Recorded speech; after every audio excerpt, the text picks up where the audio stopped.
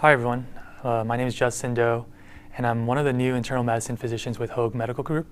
Thank you for joining me on my presentation today on supplements and vitamins. A little bit about myself. I recently finished my internal medicine residency at UC Riverside. I currently practice out of Costa Mesa, and as a primary care internal medicine physician, I like to focus on preventive medicine as well as managing chronic medical conditions.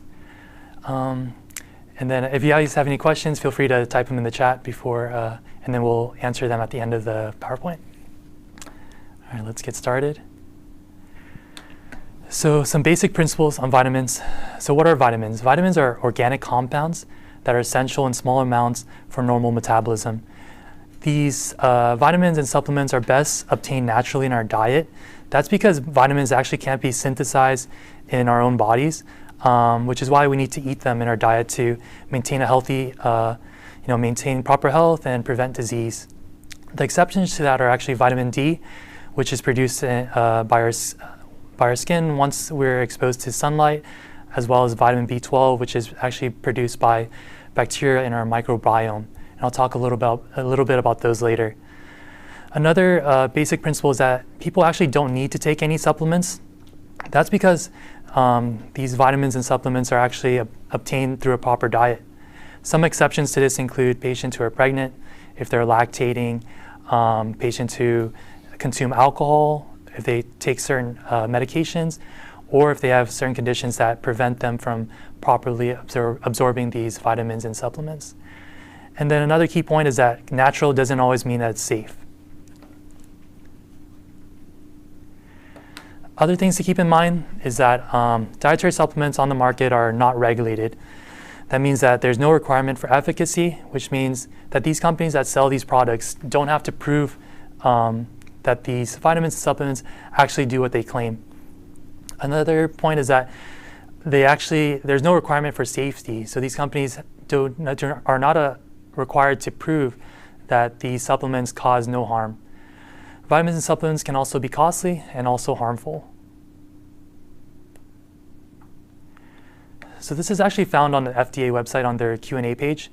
So the question is, who has the responsibility for ensuring that a product meets the safety standards for dietary supplements?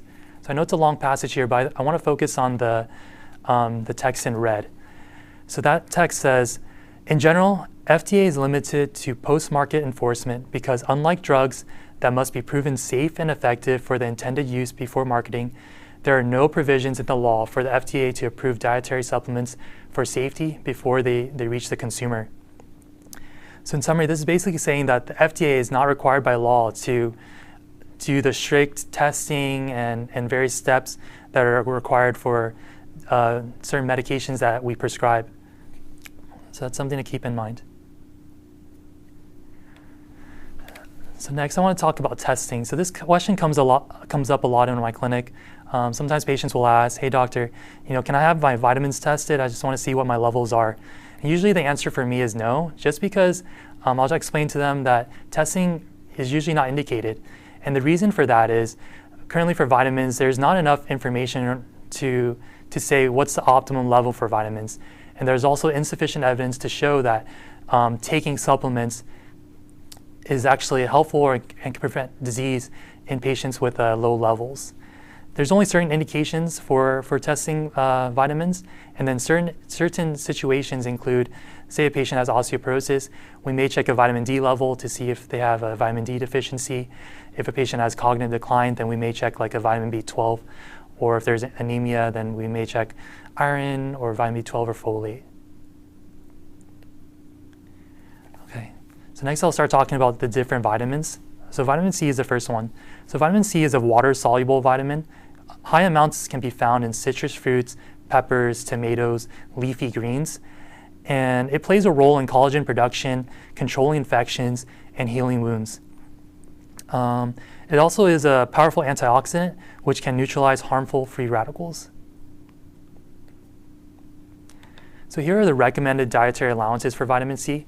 So for adults 19 years and older, they recommend 90 milligrams daily for men and 75 milligrams for women. In pregnancy, the amount increases to 85 milligrams, and for patients who are lactating, that amount increases to 120 milligrams daily. Smoking can actually deplete your vitamin C levels in the body, so they recommend an additional 35 milligrams beyond what the recommended dietary allowance is for that.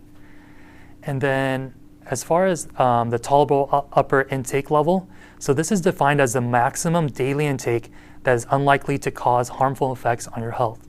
So for vitamin C, that value is 2,000 milligrams daily, and then taking beyond that amount can actually promote gastrointestinal distress and diarrhea. And then you also have to be careful with vitamin C because it can increase your urinary oxalate excretion, which can then lead to higher risk of kidney stones. So as far as the evidence goes, currently evidence does not support the use of vitamin C supplementation for chronic disease prevention, including cancer and coronary vascular disease.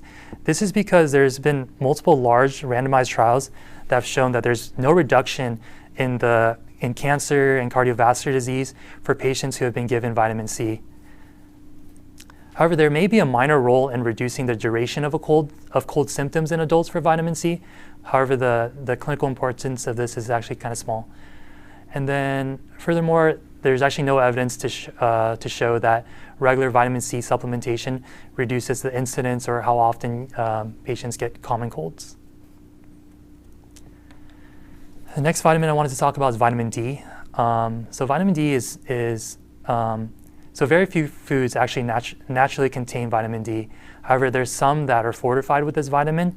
And so for most people, the best way to get vitamin D is by taking a supplement because it's hard to get enough of vitamin D through foods. Vitamin D is nicknamed the sunshine vitamin. That's because the skin is the primary natural source of vitamin D when it comes into contact with sunlight. The role of vitamin D is to help absorb calcium and phosphorus, which are important for bone health. So here's another diagram kind of summarizing what I mentioned earlier. The body itself makes vitamin D when it's exposed to the sun, and then certain foods like cheese, butter, margarine, fortified milk, fish, and fortified cereals are food sources for vitamin D. Here are the various factors that affect vitamin D levels. So one that's not listed on here is actually skin tone. So for patients or people who have darker skin tones, they have more pigmentation, and that kind of prevents them from synthesizing as much vitamin D. So they may be at a risk of having a vitamin D deficiency. Seasons can also affect your vitamin D levels, with lowest levels in the winter and highest in the summer. That may not be a factor as much here in sunny California. Sorry. Another factor that can affect vitamin D level is age. So the body's ability to produce vitamin D actually decreases with age, and then exposure to sunlight decreases with some patients as they get older because they may be homebound or they may reside in a nursing home. And sunscreen is also something else that can block your body's production of vitamin D. So some potential benefits of vitamin D are that physiologic doses of vitamin D may slow down bone health and may also lead to a decreased fracture rate. And there's also possibly a reduction in the risk of falls with vitamin D supplementation, especially if your vitamin D is low. So who to test for vitamin D? So if you're at risk of inadequate vitamin D concentrations, so say you have darker skin tones, you're homebound, reside in a nursing home, we may test for vitamin D in those situations. If we're evaluating a patient for osteoporosis, that may also be an indication for testing for vitamin D. And then patients with malabsorption, say you have Crohn's disease or celiac disease, this may also be indications for checking a vitamin D level. So here are the recommended dietary allowances for vitamin D. So adults aged 19 years and older, the recommended amount is 600 international units daily for men and women. And for adults 70 years and older, it's 800 international units daily. And the tolerable upper intake level is 4,000 for adults and children ages 9 and older. So if you take more than the 4,000 international units, you may be at risk of developing vitamin D toxicity if you take this over an extended period of time. That's because vitamin D is stored in fat, stays in the body for a long time, so it can accumulate and reach high levels. And vitamin D toxicity occurs when very high vitamin D levels occur in your body, which can then lead to high calcium levels in the blood, which can then lead to kidney stones, bone pain, nausea, constipation, lethargy, and even confusion. And then keep in mind, vitamin D, you can get vitamin D toxicity from sunlight, but I think moderation is key because if you get too much sunlight, that might put you at risk of like skin cancer and other things. So moderation is always key. All right, so next we'll talk about vitamin E. So vitamin E is present in vegetable oils such as wheat germs, sunflower, safflower, and lesser amounts in corn oil and soybean oils. It can also be found in nuts, especially almonds, hazelnuts, peanuts, and seeds, such as sunflower seeds. Vitamin E can also be found in green leafy vegetables such as broccoli and spinach. And its role is it functions as an antioxidant. So it looks for like these loose electrons called free radicals that can cause damage to our cells. Recommended dietary allowance for vitamin E is for males and females older than 15. The recommended amount is 15 milligrams daily, and that's even for women who are pregnant. And then for women who are lactating, they may need more, so they recommend 19 milligrams daily for these patients. So as far as the evidence goes, currently evidence does not support the role of vitamin E supplementation in the prevention of treatments for cancers, cardiovascular disease, dementia, and infection. There's actually more evidence to suggest that high doses of vitamin E can actually lead to a increase all-cause mortality. And then patients who are on anticoagulants should also be advised against taking too much vitamin E because of the synergistic effects of vitamin E with these drugs. So you may be at increased risk of bleeding if you're on an anticoagulant. Okay. Vitamin B12. So vitamin B12 is found most commonly in very common foods such as milk, meat, eggs, cereal, green leafy vegetables. This probably explains why deficiency in vitamin B12 or riboflavin is actually very rare. And then vitamin B12, it functions as a key component in coenzymes that are involved in the growth of cells, energy production, and breakdown of fats, steroids, and medications. Currently, the recommended dietary allowance is for women and men older than 19 years old. They recommend 1.3 milligrams for men and then 1.1 milligrams for women daily. And then for women who are pregnant, the recommended amount increases to 1.4 milligrams daily. And then for women who are lactating, that amount increases to 1.6 milligrams daily. And then as far as the tolerable upper intake level for vitamin B2, currently there's not an established level for riboflavin. And that, let's see, yeah, there's currently no upper intake level because there hasn't been a toxic level associated from this vitamin. As far as the evidence for this vitamin, currently there's no strong evidence to support supplementing vitamin B2 in patients who are healthy and also eating a balanced diet. However, there may be some benefit in adults who have migraines for B2. Next, we'll talk about vitamin B6. So vitamin B6 is found in bananas, nuts, many common vegetables such as potatoes, green beans, cauliflower, and carrots. And this vitamin functions in helping 100 enzymes to perform various functions such as breaking down proteins, carbohydrates, and fats.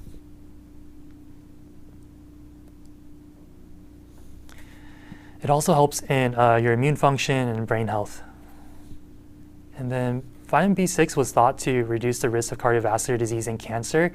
However, it's been tough to differentiate between whether it's this vitamin or if it's another vitamin in our fruits and vegetables that actually lead to the reduction of the cardiovascular disease. The recommended dietary allowances for vitamin B6, so for men ages 14 to 50, it's recommended they take 1.3 milligrams daily. If they're older than 51 years of age, that goes up to 1.7 milligrams.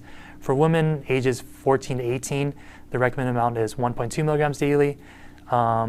If you're 19 to 50 years of age, then that goes up to 1.3 milligrams. And then for women 51 years and older, that goes up to 1.5 milligrams daily. And for women who are pregnant and lactating, the amount increases to 1.9 and 2.0 milligrams respectively. Okay, next we'll talk about vitamin B12. So vitamin B12 is found in animal foods such as fish, shellfish, liver, red meat, eggs, poultry, dairy products such as milk, cheese, and yogurts. And it can also be found in fortified cereals, enriched soy, and rice milk.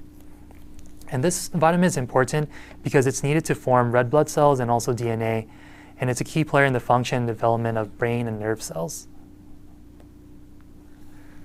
So vitamin B12 deficiency can be seen in situations where there's poor absorption or there's not enough consumption of the vitamin B2 containing foods. So this can happen in patients who are taking metformin because these patients have a decreased vitamin B12 absorption. It can also be found in older adults because of gastric atrophy, decreased gastric acid can lead to inefficient vitamin B12 absorption.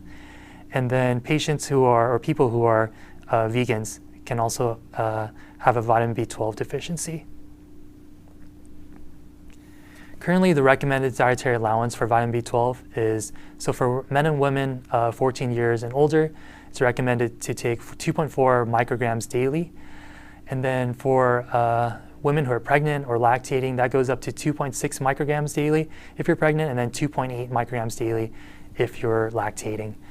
And then as far as the tolerable upper intake level, so currently there's no upper limit set for vitamin B12 as there's no established toxic level. However, there's some evidence to suggest that supplements of 25 micrograms per day or higher may increase the risk of bone fractures. Okay. Again, if you guys have any questions, feel free to leave that in the chat, and then I'll go ahead and try to answer those at the end. All right, the next one is folic acid. So folic acid, it's a natural vitamin found in foods, present in green leafy vegetables, fruits, cereals, grains, nuts, and meats.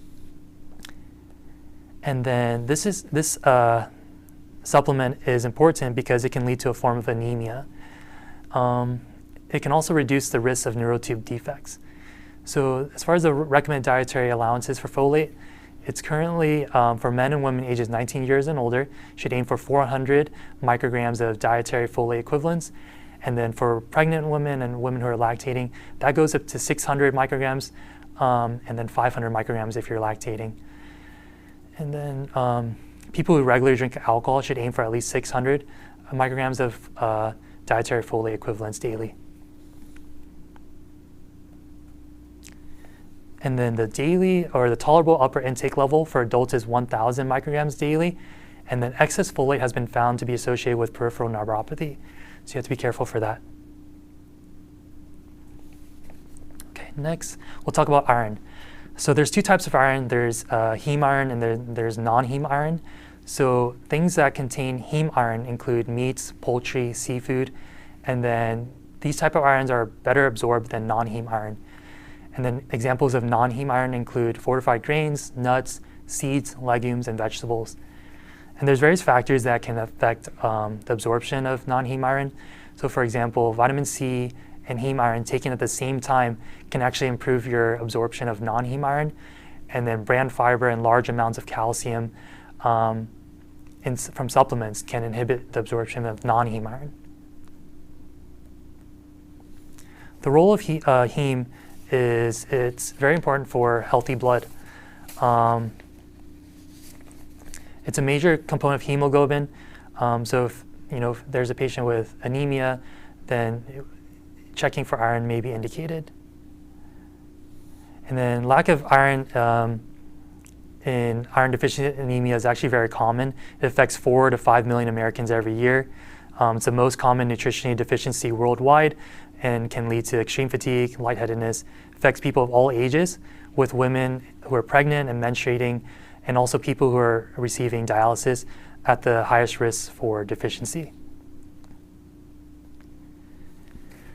So right now, the recommended dietary allowance for iron is for adults 19 years to 50 years of age is 8 milligrams daily for men, and then that's higher for women at 18 milligrams, and then if you're pregnant, 27 milligrams, and then 9 milligrams for if you're lactating.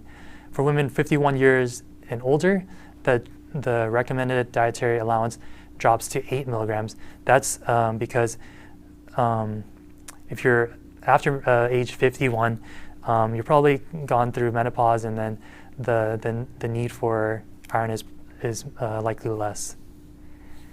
And then the tolerable upper intake level for iron is found to be 45 for both males and females aged 14 years and older. And then common signs of toxicity include constipation, abdominal pain, upset stomach, nausea, and vomiting. Okay, and then multivitamins. So multivitamins contain 50 to 150% of recommended dietary allowances for all vitamins, including folic acid, vitamin C, D, E, B2, B6, and B12. And then a lot of these multivitamins will contain minerals as well. However, for those who eat a balanced, healthy diet, multivitamin use is actually unnecessary and can cause harm. So they're only recommended for patients or people who have restricted diets or specific populations, such as pregnant women, the elderly, alcohol use disorder, people with poor quality diets that have low fruit and vegetable intake, malabsorption syndromes, a vegan diet, history of bariatric surgery, or those being treated with hemodialysis. And then multivitamins may also be a reasonable choice over other supplementations in patients who have a deficiency in certain vitamins, because multivitamins may be less costly and have the appropriate dose included in them. So currently, it has not been established that multivitamins and mineral supplementations add any benefit to a balanced, healthful diet for most patients. And the USPSTF, or the United States Preventive Services Task Force, recommend against a routine multivitamin supplementation to prevent cancer, cardiovascular disease, as there's not enough evidence to support the use of multivitamins. So in conclusion, vitamins and supplements are best obtained naturally through your diet. If you eat a nice balanced diet, you're likely not going to have a vitamin deficiency, just because all our foods commonly contain all the necessary vitamins that we need. And then most people actually do not need to take any supplements. And then also the term natural doesn't always mean safe. Like I mentioned before, the FDA doesn't do the rigorous testing as they do with medications for vitamins. So if a company says something's natural, or if it does, has a certain benefit, can't always believe that, because the FDA doesn't perform the same testing as they do for the medications that we prescribe. And then another thing is don't take supplements in place of or in combination with prescribed medications without checking with your doctor. And then before starting a dietary supplement, ask yourself these questions. So what are the potential benefits, health benefits of this dietary supplement? Also, what are its potential benefits for me? Does this product have any safety risk? What is the proper dose to take? How, when, and how long should I take this vitamin? So all these things should be considered when starting a vitamin or supplement. And that concludes my presentation. If you have any questions, feel free to type them into the chat and I'll try to answer them. I think we have some questions here. Let's see. I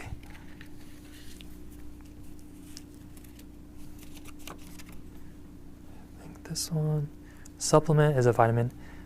So I think the one question is the supplement the same as a vitamin? Yeah, supplement is something that we add to our diet, and then vitamins would fall under that category. So another question I have here is, when you have a weak immune system, what vitamins help best? So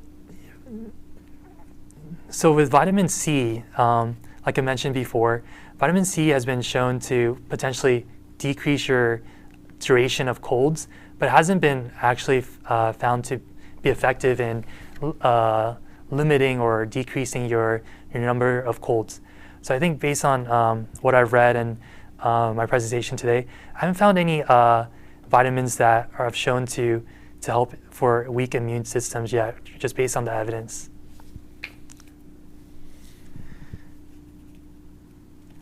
So another question is, what vitamins or supplements are not recommended if I have GERD or GERD? This one, I haven't found any evidence to suggest that there are contraindications for vitamins in GERD, but if you leave your contact information, I can look that up for you and then get back to you on that. So how many kinds of vitamin C are there? And is there a difference between vitamin Cs?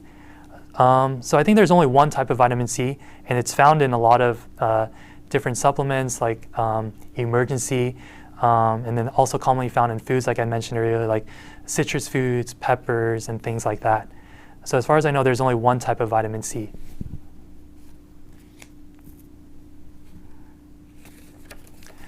So the next question is, what if we don't eat cheese, butter, and margarine? So I think this question goes back to my slide about vitamin D, where there's vitamin D that can be found in cheese, butter, margarine. So if you have a deficiency in vitamin D and you're looking for supplementation other than foods, I think there's fortified cereals, milks that contains vitamin D. And then if those don't work for you, then maybe a vitamin D supplement may be beneficial for you. But something to talk to your doctor about.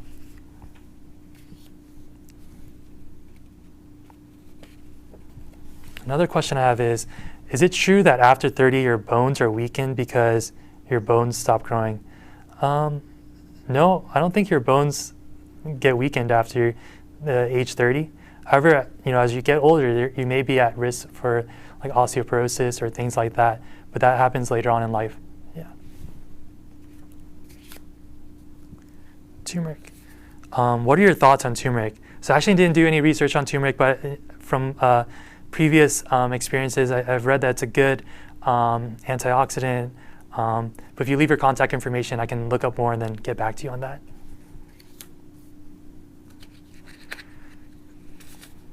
Another question I have here is, can vitamin E help with leg cramps when sleeping?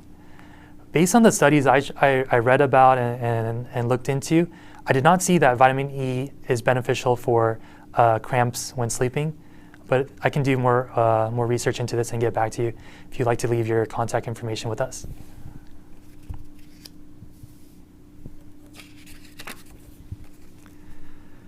How are supplements regulated with my physician? So like I mentioned earlier, supplements and vitamins actually aren't regulated by the FDA. They don't go through the same rigorous testing and like standards that medications go through. So currently there's no regulations from the FDA for vitamins. So a company may say that this can be beneficial and it can be harm-free, but it's unclear whether that's true for or not. Yep. A couple more questions here. Let's see.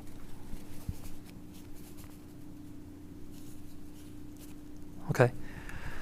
Another question I have is, are there any health concerns for taking organic ground flax seeds for digestive health? What should be the recommended dietary amount? So I didn't look into this one. I didn't research it. If you leave your contact information with me, I'll be sure to get back to you on the recommended dietary amount for this one. What are good resources to consult for questions about supplements? So as far as I know, like Google is very helpful for me. I was able to find some information from Harvard, and then your doctors are also always like good resources to talk to about supplements, and the best places to get certain vitamins and minerals.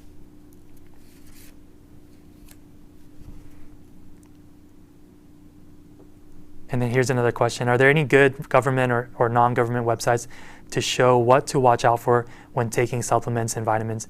Yeah, so similar to what I mentioned earlier, I found a good resource in Harvard website, but if you have any other questions, leave your information with me and I can send those to you.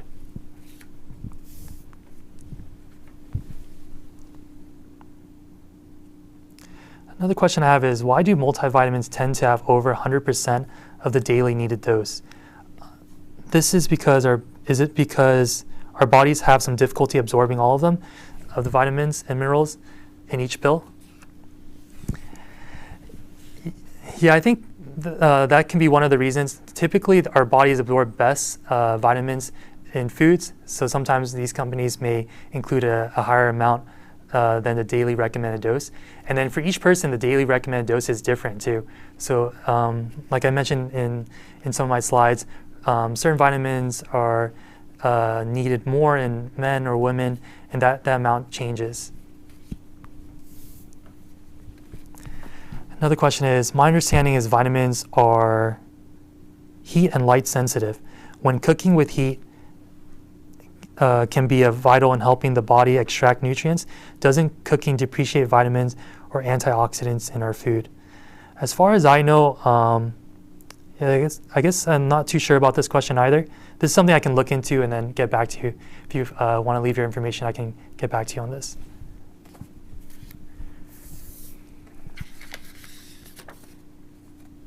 How about fish oil, CoQ10, beneficial to take? If so, how much? Sorry, I forgot to include that in my PowerPoint. But if you want to leave your information, I can include those information for you. Thank you. Okay, there's one more question. Yeah, there's. When I shop for vitamins, I see the term fermented attached to some brands. Are fermented vitamins better absorbed by the body? Okay, so the question was, if you didn't hear that, so the question was that if, so there's certain brands that say a vitamin was fermented, and the question is, are these better absorbed than other vitamins? As far as I know, I didn't read anything about fermenting vitamins, so I'm not too sure whether this is better for absorption or not, but that's something I can also look into and get back to you as well. Okay, if there's no more questions, we'll go ahead and conclude our presentation today. Thank you again for joining me today. Bye. My email is justin.doe@hoag.org, and then we can also leave that in the chat if you have any other questions. Thank you. Bye, everyone.